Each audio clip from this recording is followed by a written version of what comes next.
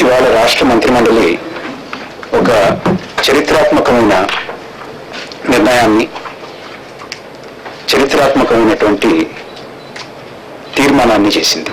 అది మీకు చదివినిపిస్తాను. నవ్యాంధ్రప్రదేశ్ రాజధాని నగర నిర్మాణ బాధ్యతలను చరిత్ర ఈ మంత్రిమండలి భుజస్కంధాలపై ఉంచింది.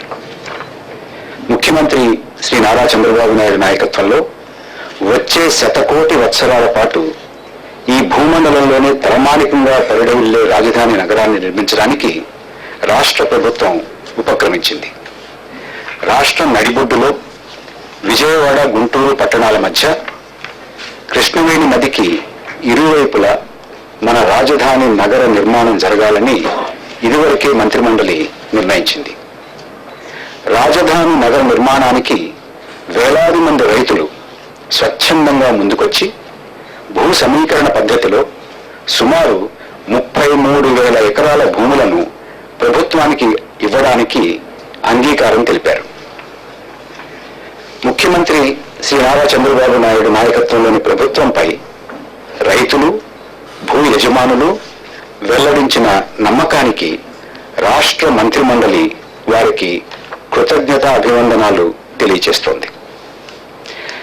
మన ప్రజా రాజధాని ఆధునిక పరిపాలన, ఆర్థిక, సామాజిక, సాంఘిక, సాంస్కృతిక అవసరాలకు అనుగుణంగా ఉండాలి. 21వ శతాబ్దంలో ప్రపంచంలో అత్యుత్తమ ప్రమాణాలను అనుసరించడమే కాకుండా రాబోయే సహస్ర శతాబ్దాలలో కూడా నిత్య నూతనంగా వెలుగొందే విధంగా రూపుదిద్దుకోవాలి. దానికి తోడు ఆంధ్రప్రదేశ్ ప్రజల ఘన చరిత్రను, విజయ గాథను, శాస్త్ర సాంకేతిక రంగాలలో సాధించిన కీర్తిని, తాత్విక చింతనలో కనబరిచిన గాఢతను ప్రతిబింబింపచేయాలన్నదే మా మంత్రివర్గం ఆకాంక్ష. ఈ విశాలమైన ఆకాంక్ష దృష్ట్యా మన రాజధానికి అమరావతి అను పేరు అన్ని విధాలా సరి అయినదని మంత్రివర్గం అభిప్రాయపడుతోంది. అమరావతి అంటే అజరామరమైన నగరం. మన పురాణ ఇతిహాసాలలో దేవేంద్రుని రాజధానిగా అభివర్ణింపబడ్డ నగరం. క్రీస్తు పూర్వమే భరతఖండంలో సువిశాల సామ్రాజ్యానికి రాజధానిగా వెలుగొందిన నగరం. శ్రీముఖ శాతకర్ణి నుంచి యజ్ఞశ్రీ శాతకర్ణి వరకు 4 శతాబ్దాలు అప్రతిహతంగా గాంధారం నుంచి కృష్ణా తీరం వరకు విస్తరించిన సామ్రాజ్యానికి రాజధాని నగరం.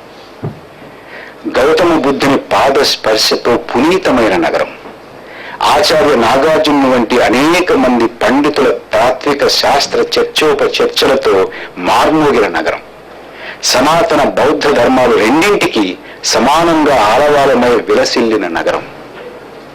మన ప్రజల గత వైభవాన్ని చాటి చెప్పే అమరావతి నామాన్ని మన నూతన రాజధానికి పెట్టుకుని చరిత్ర నుంచి స్ఫూర్తి పొందుతూ అత్యంత అధునాతన ప్రజా రాజధాని నగరంగా తీర్చిదిద్దుకోవాలని ఆంధ్రప్రదేశ్ రాష్ట్ర మంత్రిమండలి ఏకగ్రీవంగా తీర్మానించడమైనది.